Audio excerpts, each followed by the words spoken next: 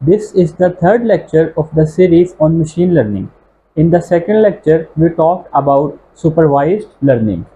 In this lecture, we will cover the other two types of machine learning, which are unsupervised learning and reinforcement learning. So let's start with unsupervised learning. Remember that in supervised learning, we use the values of the predictor variables to find the values of the target variables. But in unsupervised learning, there are no separate predictor or target variables. Rather, all the variables are treated equally. The goal of unsupervised learning is to find hidden patterns or intrinsic patterns in the dataset by using the relationships between the variables, by using the relationships between the columns of the dataset.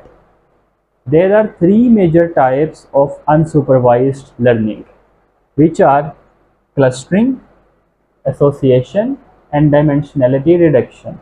Let's look at each of these one by one and understand unsupervised learning through these. This is the dataset of the customers of a telecommunication company.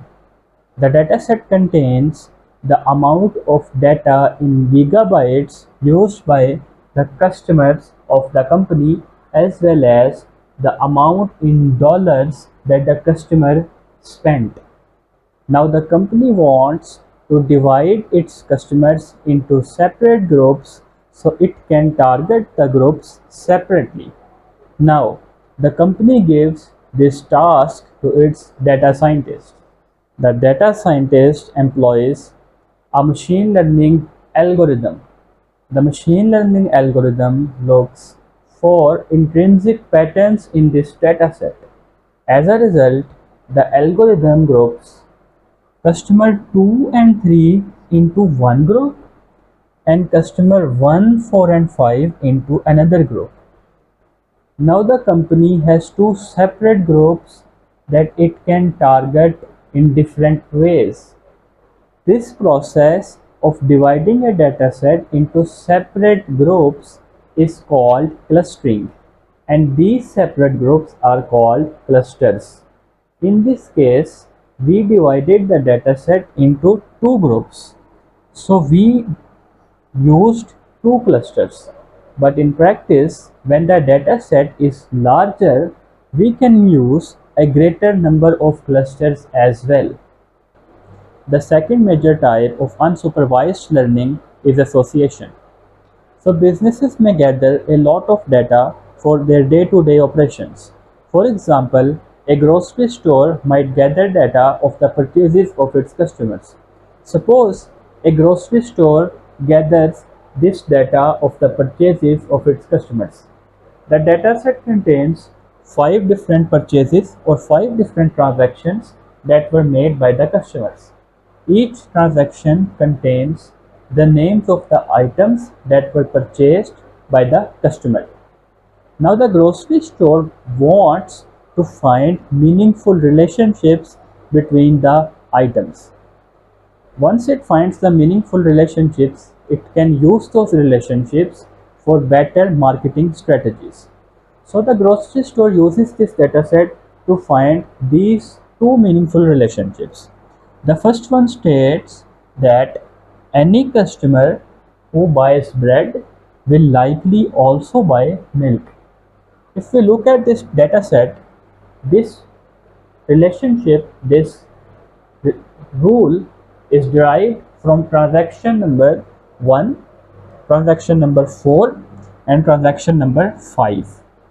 The second meaningful rule that was derived from this dataset states that any customer who buys both milk and biscuits will likely also buy juice. If we look at this dataset, we can see that this rule was derived from the transaction number 4. This problem of finding meaningful relationships between different items in a dataset is called the market basket problem, and it is a very important problem in machine learning. And this process of associating different data items in transactions database is called association. The third type of unsupervised learning is dimensionality reduction. It is a rule in machine learning that as the number of variables in the dataset increases, it becomes computationally harder and more time consuming to train the machine learning model. However, in many practical cases, in real-world situations, there are datasets that contain a very huge number of variables. For example, in the case of genomics, where genes are studied and machine learning models are applied on the datasets of genes to study meaningful genetic information. However, there are thousands of genes, and each gene represents a separate variable. Similarly, in the case of image processing, there might be millions of pixels in the images, and each pixel is a separate variable. So it is very hard to process such datasets. This problem is called the curse of dimensionality. Our goal, our need is to reduce this large number of variables. For this, we use a technique called dimensionality reduction, which is a type of unsupervised learning. For example, we might be using dimensionality reduction to convert the large number of thousands of genes to only a few components using dimensionality reduction. Now we are at the third type of machine learning, which is reinforcement learning. In reinforcement learning, there are no datasets. Rather, we have a machine that interacts with its surroundings. A machine that performs actions on its environment. The actions the machine performs can have good or bad outcomes. If the action has good outcome, a positive reward is associated with that action. And if the action has a bad outcome, a negative reward is associated with that outcome. Now, once the action is complete, the next action is to be chosen. For that, the machine has a policy. It is a mechanism that uses the previously calculated rewards to choose the next action. Let me make it simple for you with an example. Suppose we want to use reinforcement learning to train a self-driving vehicle. In this case, our machine is the self-driving car, and the environment is the roads on which the car is moving. The actions the machine is performing on the environment, that is, the actions the car is performing on the roads, are accelerating, turning left, turning right, applying brakes, and so on.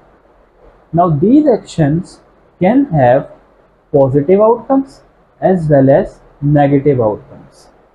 For example, the car is moving. It applies brakes. As a result, it stops as at a red light. This is a positive outcome. A positive reward is associated with applying brakes.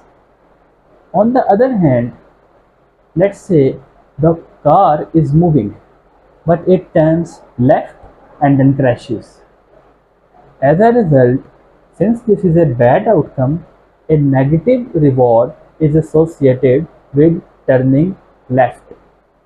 So, when the car is moving, how does it know when to turn left, when to turn right? This is decided by the policy. The policy decides when to turn left, when to turn right. So with that, our third lecture is complete.